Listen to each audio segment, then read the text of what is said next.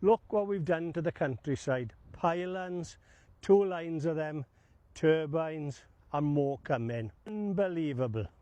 We are on top of Mynydd y Gwair. We got wind turbines here, and as we go over now, further over on Mynydd y Gwair, we got more wind turbines, and there's more going. There's more coming. What's going on? You tell me what Labour are doing. We don't need the electricity. We've got enough electricity in Wales, but England needs energy. We know. Look over there at the pylons. 2 lots of pylons coming all the way from Pembroke, and now they're going to be joined by another 2 chains now of the ones coming down from Powys and from Ceredigion. What have we done to our beautiful countryside? Let me see here. The scarring of the old Garngoch Colliery, and then we're looking at the pylons coming over and the new scarring, the turbines, and as we go around the corner you can see it.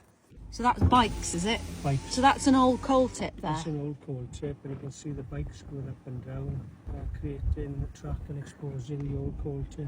We are now between Garnvillage, Kingsbridge and Gaerfyrddin.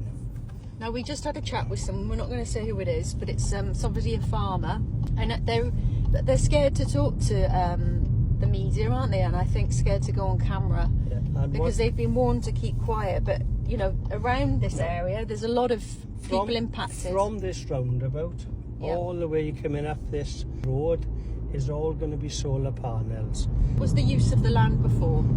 The farm involved in this was arable, and they used to grow their own, and all these fields, as we see and as we're driving up, is all going solar panels. And do you know when? It's imminent. It is imminent. So how does that work? Are they going to remove all the trees? Everything is going. The trees are going.